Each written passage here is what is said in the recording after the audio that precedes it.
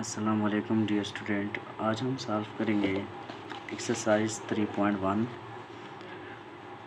पहला क्वेश्चन है find the common difference. सबसे पहले हमसे पूछा गया है कि आप कॉमन डिफरेंस फाइंड करें। सिक्स टर्म फाइंड करें, टेन टर्म फाइंड करें और एनथ टर्म का मीन जनरल टर्म या लास्ट टर्म आप फाइंड करें। नीचे कुछ सीक्वेंस गिवन है 1, 6, 11, 16, 21। पहला पार्ट ये, दूसरी पार्ट है -6, -3, 0, 3। तीसरी पार्ट है -7, -3, 1, 5 और चौथी पार्ट है 30, 35, 40। तो इंशाल्लाह अभी हम सॉल्व करने जा रहे हैं।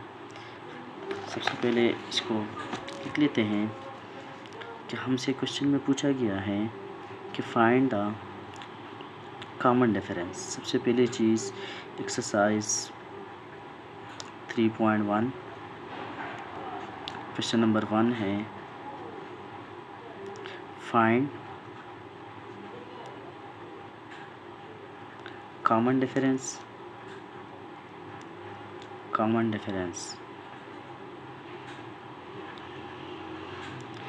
इसके बाद पूछा गया है, ये पहली चीज़ पूछी गई है। दूसरी जो चीज़ पूछी गई है वो है सिक्स टर्म। आप सिक्स टर्म फाइंड करें। थर्ड जो चीज़ पूछी गई है कि आप 10 टर्म फाइंड करें, 10 टर्म। और फोर्थ चीज़ हमसे पूछी गई है कि आप फाइंड करें n टर्म। तो बहुत ही आसान से क्वेश्चन है ये। तो अभी इसको सॉल्व करने स्टार्ट कर लेते हैं। जो पहली पार्ट एक्सरसाइज की वो ये है कि एक सीक्वेंस गिवन है 1, 6, 11, 16, 21 और आगे सीक्वेंस कंटिन्यू है। तो सबसे पहली चीज़ हम फाइंड करेंगे कॉमन डिफरेंस। तो सॉल्यूशन लिख लेते हैं। कॉमन डिफरेंस के लिए हमारे पास फार्मूला होता है कॉमन डिफरेंस के लिए ये फार्मूला होता है कि इसको हम रिप्रेजेंट करते हैं डी से। D is equal to next term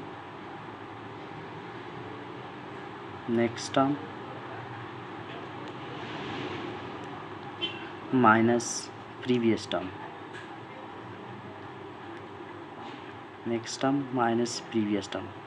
ये फार्मूला होता है कॉमन डिफरेंस के लिए। अगर ये एक सीक्वेंस है तो ये इसका पहला टर्म है, ये इसका सेकंड टर्म है, ये इसका थर्ड टर्म है, ये इसका फोर्थ टर्म है। कोई भी next term minus previous term. अगर आप 11 लेते हैं नेक्स्ट टर्म तो इससे प्रीवियस टर्म 6 से आप इनको माइनस करें, कॉमन डिफरेंस आ जाएगा। अगर आप नेक्स्ट टर्म 6 लेते हैं तो इससे प्रीवियस टर्म 1 है, आप इनको माइनस करें, कॉमन डिफरेंस आ जाएगा। अगर आप नेक्स्ट टर्म 21 लेते हैं तो इससे प्रीवियस टर्म 16 है, आप इनको माइनस करें, कॉमन डिफरेंस आ जाएगा। तो डी इज इक्वल टू हम इसमें ले लेते हैं फर्स्ट टू। नेक्स्ट टर्म हमारे पास इसमें आ जाता है 6 और प्रीवियस टर्म हमारे पास आ जाता है 1। तो d इज इक्वल टू हमारे पास आ जाता है 5। फिर ये जो चीज़ पूछी गई है कि आप कॉमन डिफरेंस फाइंड करें, वो फाइंड हो गई और वह है 5। अब हमने फाइंड करना है 6 टर्म। तो किसी भी सीक्वेंस में जब हमें टर्म फाइंड करना हो तो उसके लिए हमारे पास जनरल फार्मूला होता है और ये तमाम सीक्वेंस के लिए होता है। और जनरल फार्मूला ये होता है an is equal to a1 plus n-1 n2d। ये फार्मूला होता है, इससे हम किसी भी सीक्वेंस की कोई भी टर्म फाइंड कर सकते हैं। सबसे पहली चीज़ जो पूछी गई है कि आप 6 टर्म फाइंड करें। तो 6 टर्म के लिए हम इसी फार्मूले में n की वैल्यू पुट करेंगे 6। d की वैल्यू हमारे पास ऊपर आई हुई है, d की वैल्यू इज इक्वल टू 5 है, ये वाली आई हुई है। अब हम 6 टर्म के लिए n को 6 पुट कर लेंगे, d को 5 पुट कर लेंगे। a1 का मतलब होता है सीक्वेंस का पहला टर्म। तो सीक्वेंस का पहला टर्म है 1, तो a1 इज इक्वल टू 1। ये उठा के इस फार्मूले में पुट कर लेंगे तो हमारे पास आ जाएगा an की जगह आ जाएगा 6 इज इक्वल टू a1। तो a1 की जगह आ जाएगा 1 प्लस n-1। तो n की जगह आ जाएगा 6 - 1 और मल्टीप्लाई बाय d की जगह हमारे पास आ जाएगा 5। तो a6 is equal to 1 plus 6 - 1 5 होता है, उसके साथ अगर 5 मल्टीप्लाई कर लें तो ये बन जाएगा A6 is equal to 1 plus 5 5 ज़ा 25। तो A6 इज इक्वल टू 26। तो ये हमने फाइंड कर लिया कि इस सीक्वेंस का जो 6 टर्म है वो हमारे पास आएगा 26। सिमिलरली ऐसे ही हम फाइंड करेंगे 10 टर्म। तो 10 टर्म के लिए हमारे पास यही फार्मूले यूज़ होगा, an is equal to a1 plus n-1 into D. इस केस में हमारे पास n की वैल्यू आ जाएगी 10, क्योंकि हमने 10 टर्म फाइंड करना है। a1 की वैल्यू हमारे पास वही होगी जो हमारे पास पहले मौजूद थी, a1 की वैल्यू है 1, अगर आप सीक्वेंस से देख लें। इसी तरह d की वैल्यू हमें पता है, वो हमने कैलकुलेट की है, d की वैल्यू हमारे पास मौजूद है 5। तो आप इसमें पुट करिए, बन जाएगा a10 is equal to 1 plus 5 minus 1 n2 sorry. अब हम नेक्स्ट पेज पे इसको सॉल्व कर लेते हैं। तो an is equal to a1 plus n-1 n2 d। ये फार्मूला हम यूज़ कर लेते हैं 10 टर्म फाइंड करने के लिए। n is equal to 10, a1 is equal to हमें पता है 1 है, और d इज़ इक्वल टू हमें पता है 5, क्योंकि ये हमने ऊपर वाली पार्ट में कैलकुलेट की है। d की वैल्यू हमारे पास है 5, a1 की वैल्यू है 1, और n 10 टर्म फाइंड करेंगे तो n की वैल्यू पुट करेंगे 10।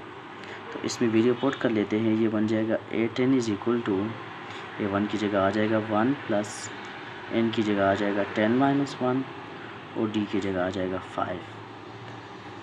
तो a10 is equal to 1 plus 9 multiply by 5, 10 minus 1 9।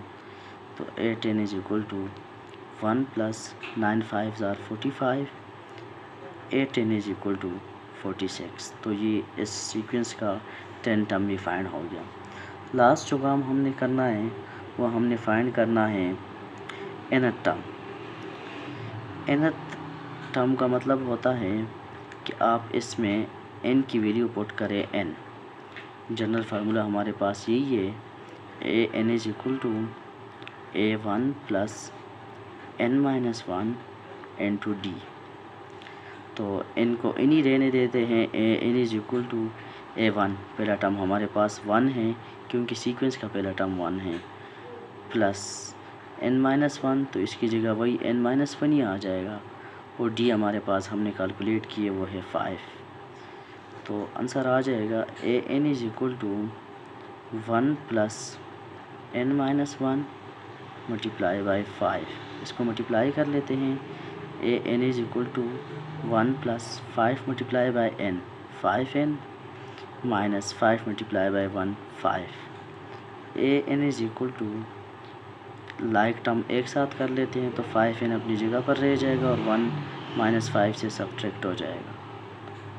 तो ये बन जाएगा an is equal to 5n minus 4। तो ये हमारे पास पहली पार्ट सॉल्व हो गई। इसमें 3 चीज़ें फाइंड करनी थी। सबसे पहले तो हमने फाइंड करना था फर्स्ट टर्म, सबसे पहले फाइंड करना था कॉमन डिफरेंस, उसके बाद हमने फाइंड करना था 6 टर्म जो कि फाइंड हो गया। उसके बाद हमने नेक्स्ट फाइंड करना था 10th टर्म, तो 10 टर्म हमने ये फाइंड कर लिया, और लास्ट में हमने फाइंड करना था nth टर्म। तो nth टर्म में अगेन जनरल फार्मूले में हम n की जगह n पुट कर लेंगे, तो ये हमारे पास nth टर्म कैलकुलेट हो गया। तो ये पहला क्वेश्चन कंप्लीट हो गया।